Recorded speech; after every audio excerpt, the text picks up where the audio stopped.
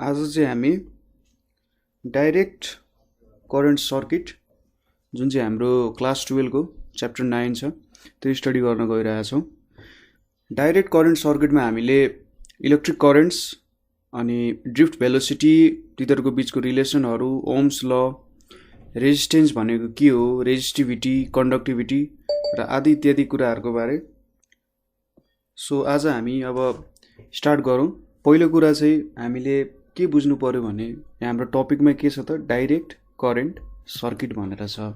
So सुरुमा हामीले current भनेको के हो त्यो बुझ्छौँ, त्यसपछि डाइरेक्ट करेन्ट भनेको के हो त्यो बुझ्छौँ र यहाँभित्र के कुराहरू छ त, केले इफेक्ट गर्छ अथवा कसरी अगाडि बढ्छ हो त्यो कुराहरू हामी हेर्छौँ। पहिलो कुरा भनेको इलेक्ट्रिक करेन्ट। इलेक्ट्रिक करेन्ट भनेको के हो त? सपोज हामीलाई के थाहा छ भन्दाखेरि कुनै पनि अब्जेक्ट लियौँ अरे, हामीले कुनै पनि मटेरियल लियौँ भने त्यो मटेरियल चाहिँ small individual particles, small individual पार्टिकल्सहरूले बनाएको हुन्छ, जसलाई चाहिँ हामी के भन्छौँ त एटम्स भनेर भन्छौँ। यो एटम्सहरू चाहिँ कन्स्टिट्युट भएर एउटा कुनै पनि, सपोज यसरी मेरो यो बुक हो भने यो बुकमा अब एटमहरू मिलेर चाहिँ के हुन्छ त एउटा बुक बनाएको छ। अब एटमको कन्स्टिट्युट हामीलाई थाहा छँदैछ के हुन्छ त, इलेक्ट्रोन हुन्छ, प्रोटोन हुन्छ र न्युट्रोन हुन्छ। र यो प्रोटोन र न्युट्रोन कहाँ हुन्छ? न्युक्लियसभित्र हुन्छ। र यो इलेक्ट्रोन चाहिँ यसको वरिपरि घुमिरहेको हुन्छ, यसरी इलेक्ट्रोन चाहिँ यसको वरिपरि घुमिरहेको हुन्छ। अब प्रोटोन र न्युट्रोन आफ्नो ठाउँबाट छुट्टिन सक्दैन, हैन? प्रोटोन र न्युट्रोन एकअर्कामै टाँसेर रहेको हुन्छ। पछि हामी अब यसलाई छुट्याउने तरिकाहरू पनि पढ्छौँ, यो फिजनहरूको बारे पनि स्टडी गर्छौँ। तर अहिलेको लागि हामी के बुझौँ भने प्रोटोन र न्युट्रोन एउटै ठाउँमा एउटा डेन्स फर्ममा प्याक्ड भएर बस्या हुन्छ। प्रोटोन र न्युट्रोन एकै ठाउँमा बस्या हुन्छ, जसलाई चाहिँ छुट्याउन सकिँदैन। जति टाढा लग्यो त्यति तिनीहरूको बिचको फोर्स चाहिँ एकअर्कासँग बढ्ने गर्छ। लाइक स्प्रिङ हुन्छ नि, स्प्रिङलाई जति जति टाढा लगिँदै जान्छ, जति जति टाढा हामी पुर्याउँदै जान्छौँ त्यति त्यति त्यो बिचको नजिक आउने फोर्स बढ्छ, त्यसरी त्यो हुन्छ। र इलेक्ट्रोन चाहिँ लुजली हुन्छ, जो हाम्रो सन वरिपरि अर्थ जसरी घुमिरहेको हुन्छ, एउटा एनालोजी हो जो यसरी बुझ्न सकिन्छ। सन वरिपरि अर्थ जसरी घुमिरहेको हुन्छ, इलेक्ट्रोन पनि न्युक्लियस वरिपरि त्यसरी नै घुमिरहेको हुन्छ, हैन? अब आयो करेन्टको कुरा। यति कुरा बुझिसकेपछि करेन्ट भनेको के हो भनेर बुझ्छौँ। जस्तै यो इलेक्ट्रोन चाहिँ बाहिर निस्क्यो अरे, बाहिर निस्क्यो भनेको के हो त? यसले एउटा इनर्जी पायो, सम एमाउन्ट अफ इनर्जी पायो। त्यो इनर्जी पाएर ऊ बाहिर निस्क्यो। ऊ बाहिर निस्क्यो भने ऊ एउटा फ्री इलेक्ट्रोन भयो, फ्री इलेक्ट्रोन भयो, हैन? यसरी फ्री इलेक्ट्रोन भएपछि त ऊ त जहाँ पनि हिँड्न पाउँछ। र कुनै पनि मटेरियलमा यस्तो फ्री इलेक्ट्रोन चाहिँ एकदमै धेरै नम्बरमा हुन्छ, किनभने एटमको नम्बर एकदमै धेरै हुन्छ भने चाहिँ त्यो फ्री इलेक्ट्रोनको नम्बर पनि एकदमै धेरै हुने भयो। अब यो फ्री इलेक्ट्रोनहरू चाहिँ जताततै हिँडिरहेका हुन्छन्, एउटा सर्टेन डिरेक्सनमा होइन, जताततै हिँडिरहेका हुन्छन्, हैन? जताततै हिँडेपछि के भयो त, अहिले हामी ठ्याक्कै ड्रिफ्ट भेलोसिटीमा नि यसको कुरा गर्छौँ। जताततै हिँडेपछि यसको एभरेज भेलोसिटी चाहिँ 0 हुन जान्छ, जसको कारण के भन्न सकिन्छ, यो कतै मुभै गरेको थिएन भन्न सकिन्छ। सपोज यो इलेक्ट्रोन हो, यो डिरेक्सनमा पनि हिँड्छ, यहाँ हुन्छ, यहाँ हुन्छ, यो सबै डिरेक्सनमा हिँड्छ। यहाँ अर्को इलेक्ट्रोनसँग ठोकेर फेरि यही डिरेक्सनमा आइपुग्छ, फेरि यही डिरेक्सनमा आइपुग्छ। सो नेट यसको डिस्प्लेसमेन्टै 0 भइदिन्छ। अब हामीले के गर्यौँ अरे, यो इलेक्ट्रोनहरूलाई चाहिँ एउटा सर्टेन डिरेक्सन दिन सक्यौँ अरे। सपोज यहाँ यसरी इलेक्ट्रोनहरू छ, यो सबैतिर हिँड्थ्यो, यसरी सबैतिर हिँड्थ्यो, हामीले यसलाई एउटा सर्टेन यो डिरेक्सनमा हिँडाउन सक्यौँ अरे, हैन? सर्टेन डिरेक्सनमा हिँडाउन सक्यौँ भने चाहिँ यसले हामीले के दिने भयो त? इलेक्ट्रिक करेन्ट दिने भयो। सो इलेक्ट्रिक करेन्ट भनेको चाहिँ के रहेछ त? Directed flow of charges. Directed flow of charges भनेपछि के बुझ्नु पर्यो त? डाइरेक्टेड भनेपछि कुनै एउटा सर्टेन डिरेक्सनमा चार्जहरू फ्लो गर्छ भने त्यसले चाहिँ हामीले के दिन्छ त? इलेक्ट्रिक करेन्ट दिन्छ। बुझ्नुभयो होला? कुनै पनि एउटा सर्टेन डिरेक्सनमा चार्जहरू फ्लो हुन्छ भने त्यसले चाहिँ हामीलाई के दिन्छ त इलेक्ट्रिक करेन्ट दिने गर्छ। अब यहाँनिर मैले तपाईँहरूलाई इलेक्ट्रोनको इक्जाम्पल दिएँ, तर अरू धेरै इक्जाम्पलहरू पनि हुन्छन् हैन।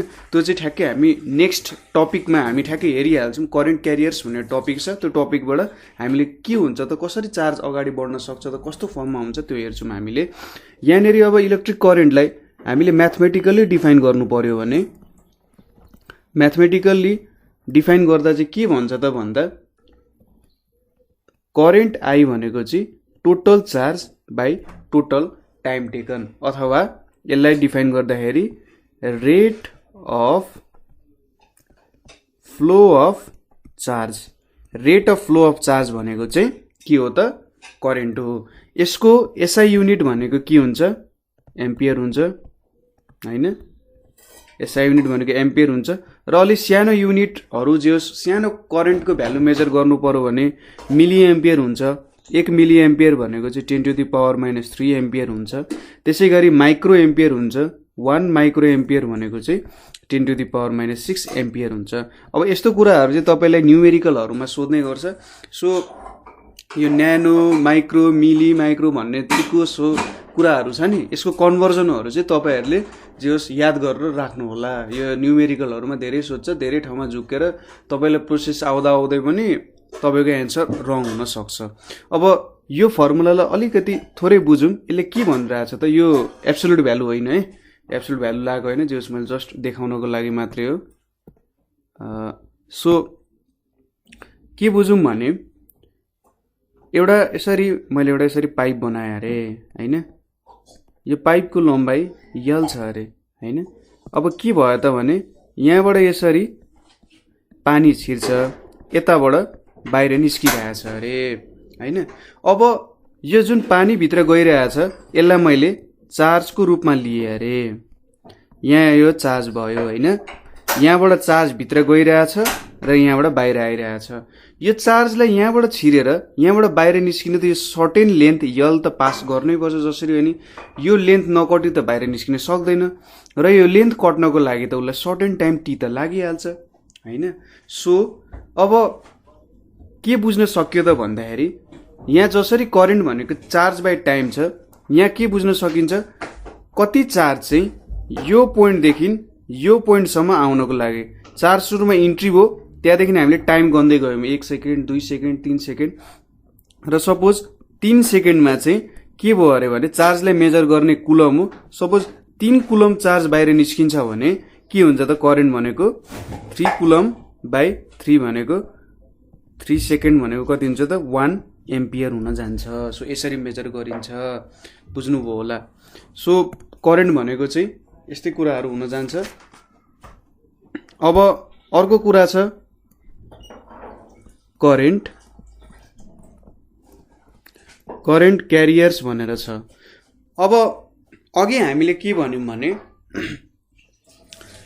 इलेक्ट्रिक करेन्ट हुनको लागि के हुनुपर्छ त भन्दा डाइरेक्टेड फ्लो अफ चार्जेस हुनुपर्छ। सो करेन्ट क्यारियर्स भनेको के हो त, क्यारियर भनेको चाहिँ बोक्ने मान्छे, करेन्टलाई क्यारी गर्ने मान्छे। करेन्टलाई केले क्यारी गर्छ त, अब बुझ्नु पर्दाखेरि करेन्टलाई क्यारी गर्ने भनेको चार्जले चाहिँ करेन्टलाई क्यारी गर्ने रहेछ। डिरेक्टेड फ्लो अफ चार्जले करेन्टलाई क्यारी गर्ने रहेछ। अब डिरेक्टेड फ्लो अफ चार्जेस भनेपछि हामीले के बुझ्नु पर्यो त, अब यहाँ चार्जेसहरू कस्तो कस्तो चार्जहरू क्यारी गर्न सक्छ त यसले, त्यो कुराहरू हामीले हेर्नु पर्यो हैन। अब डिफाइन गर्नु पर्दाखेरि करेन्ट क्यारियर्स भनेको चाहिँ चार्ज पार्टिकल्स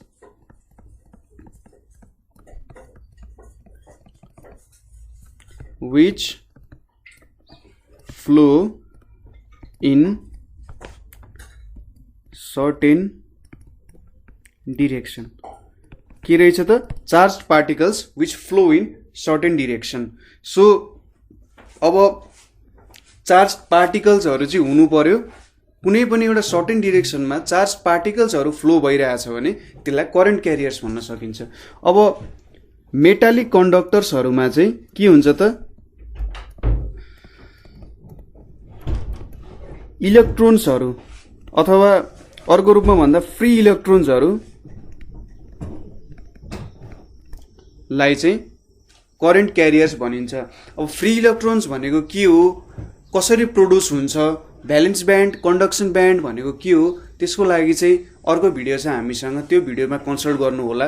यो फ्री इलेक्ट्रोन्सहरूको बारे र कसरी फ्री इलेक्ट्रोन्स प्रोड्युस हुन्छ त्यो सबै हामीले बनाएको छौँ। अर्को छ इलेक्ट्रोलाइट्स। इलेक्ट्रोलाइट्स भनेको त तपाईँलाई थाहा छँदैछ, जस्तै हामीले पहिले सेलहरूको बारे पढ्थ्यौँ नि, एउटा सोलुसनमा सपोज NaCl हाल्यो अथवा AgNO3हरू AgCl2हरू हालिन्थ्यो नि, AgCl2 हालेर त्यसरी नै सिल्भरहरूको प्लेटहरू युज गर्थ्यौँ नि, इलेक्ट्रोप्लेटिङ। यस्तो खालको एउटा फिगर बनाउँथ्यौँ, याद छ होला। यहाँनिर यसरी राखेर यहाँनिर यसरी प्लेटहरू हुन्थ्यो होइन, यहाँ यसरी प्लेटहरू राख्थ्यौँ हामीले, अनि यहाँबाट चाहिँ अब एउटा सोलुसन हुन्थ्यो र यहाँबाट हामीले के हुन्थ्यो त इलेक्ट्रिसिटी प्रोड्युस गराउँथ्यौँ होइन। सो इलेक्ट्रोलाइट्सहरूमा चाहिँ के हुन्छ त positive and negative charged ions. जस्तै हामीले पानीमा नुन घोल्यौँ भने नुनको केमिकल फर्मुला NaCl के हुन्छ त, यो चाहिँ Na+ र Cl- मा चेन्ज हुन्छ। सो Na+ ले पनि चार्ज क्यारी गर्छ, करेन्ट क्यारियर्सको रूपमा काम गर्छ, Cl- ले पनि करेन्ट क्यारियर्सको रूपमा चाहिँ काम गर्छ होइन। अब अर्को के छ भन्दाखेरि ग्यासेस। ग्यासेसमा चाहिँ के हुन्छ त भन्दा positively charged ions and electrons यिनीहरूले चाहिँ के गर्छ त चार्ज क्यारी गर्छ। त्यसै गरी सेमिकन्डक्टरमा इलेक्ट्रोन्स र होल्सले, सेमिकन्डक्टरको च्याप्टरमा हेर्नु होला, एकदम मजाले बुझाएको छ। इलेक्ट्रोन्स भनेको के हो, होल्स भनेको के हो, यो कुराहरू हामीले बुझाएको छौँ त्यहाँनिर। सो करेन्ट क्यारियर्सको रूपमा यस्तो कुराहरू काम गर्छ। अब अर्को छ डिरेक्सन अफ करेन्ट। अब करेन्ट कुन डिरेक्सनमा फ्लो हुन्छ त होइन, त्यो पनि हेर्नुपर्ने हुन्छ हामीले। अब ग्राभिटी के हुन्छ त, ग्राभिटी जहिले पनि डाउनवार्डतिर हुन्छ, जता बढी छ त्यहीतिर चाहिँ कुनै अब्जेक्ट झर्न खोज्छ। भनेपछि के करेन्ट फ्लो हुने पनि एउटा सर्टेन डिरेक्सन हुन्छ होला त, हुन्छ भने कुन डिरेक्सनबाट जाला त भन्ने कुरा हो। र यहाँनिर हामीसँग दुईवटा छ, एउटा कन्भेन्सनल करेन्ट भनेर छ होइन, अर्को चाहिँ हाम्रो मोडर्न थ्योरी छ होइन। कन्भेन्सनल करेन्टले चाहिँ के भन्छ त भन्दाखेरि, सपोज हामीले कुनै एउटा सेल लिम, यसरी हामीले एउटा सेल लिम भने र त्यसलाई चाहिँ एउटा रेजिस्टेन्ससँग अथवा यो रेजिस्टेन्सलाई हामी बल्ब भनेर मानौँ, त्यहाँनिर हामीले अब यो बल्ब बाल्नु छ भने हाम्रो करेन्ट चाहिँ कसरी फ्लो हुन्छ अरे भने पोजिटिभदेखि यसरी गएर नेगेटिभसम्म जान्छ। पोजिटिभबाट करेन्ट आई डेभलप हुन्छ, आरमा पुग्छ र नेगेटिभमा आइपुग्छ भनेर भन्छ। तर अघि हामीले के भन्यौँ भन्दा पोजिटिभ चार्ज त न्युक्लियसमा बाइन्ड हुन्छ र न्युक्लियसबाट छुट्न त्यति सजिलो त छैन। सो यो कन्सेप्ट काहीँ न काहीँ गएर फेल खायो, किन भन्दाखेरि पोजिटिभ चार्ज त्यसरी फ्लो हुन सक्दैन। सो फ्लो हुने भनेको के हो त, इलेक्ट्रोन्सहरू फ्लो हुन्छ। इलेक्ट्रोन्सहरू फ्लो हुने भएपछि के आयो त, यो हाम्रो मोडर्न थ्योरी आयो। मोडर्न थ्योरीले चाहिँ के भन्यो त, हाम्रो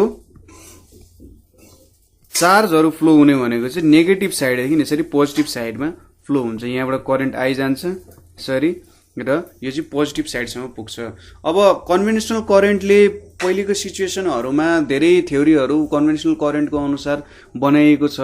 अब त्यो भएको कारण चाहिँ के भयो भने कन्भेन्सनल करेन्टको जुन कन्भेन्सन छ, जुन युज गरिरहेको छौँ हामी, करेन्ट चाहिँ यहाँबाट फ्लो हुन्छ होला, अहिले पनि युज गरिरहेको हुन्छौँ, तर एक्चुअली के हो त इलेक्ट्रोनहरू चाहिँ फ्लो भएर अर्को ठाउँमा पुग्ने हो, इलेक्ट्रोन चाहिँ मुभ हुने हो। प्रोटोनहरू भन्दा पनि इलेक्ट्रोन्सहरू चाहिँ मुभ हुन्छ, प्रोटोनहरू पनि मुभ हुन्छ, तर खास गरीमा मुभ हुने भनेको चाहिँ इलेक्ट्रोन नै हो होइन। अब अर्को कुरा छ हामीसँग types of current. Types of current भनेपछि करेन्ट कस्तो कस्तो टाइपको हुनसक्छ त भन्दा, एउटा हुन्छ डिसी, यो भनेको चाहिँ डाइरेक्ट करेन्ट। अर्को हुन्छ एसी, यो भनेको चाहिँ अल्टरनेटिङ करेन्ट। यसरी मैले डिफ्रेन्स लेखेँ भने पहिलो यो भनेको के हो त डाइरेक्ट करेन्ट हो होइन। यसको फुल फर्म चाहिँ के हो त अल्टरनेटिङ करेन्ट हो। अब अर्को डिफरेन्स भनेको यसको magnitude and direction of flow remains constant. यसको magnitude and direction of flow चाहिँ कन्स्टेन्ट हुन्छ हैन। यसको चाहिँ के हुन्छ त magnitude and direction of flow changes पिरियोडिकल्ली।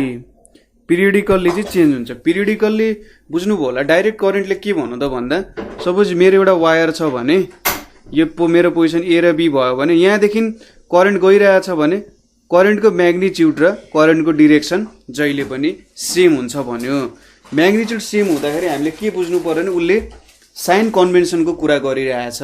Suppose एकचोटि +5 एम्पियर फ्लो हुन्छ भने अर्कोचोटि -5 एम्पियर फ्लो हुने भयो हैन।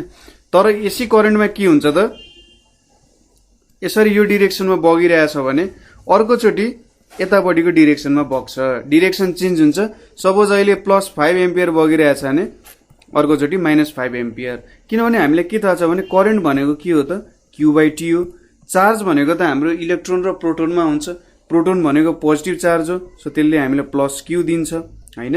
त्यसै गरी हामीले इलेक्ट्रोन लियौँ भने त त्यसले हामीलाई नेगेटिभ दिन्छ नि त, किनभने चार्ज त नेगेटिभ चार्ज हो। सो यसको कारण चाहिँ करेन्ट पनि नेगेटिभ आइदिन्छ, जसको कारण चाहिँ म्याग्निट्युड चेन्ज भयो र डिरेक्सन त चेन्ज हुने भइहाल्यो।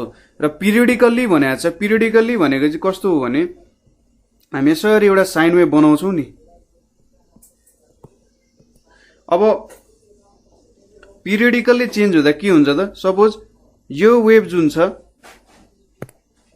यो वेभ भनेको यो पोजिसनदेखि यो पोजिसनमा आइपुग्यो नि।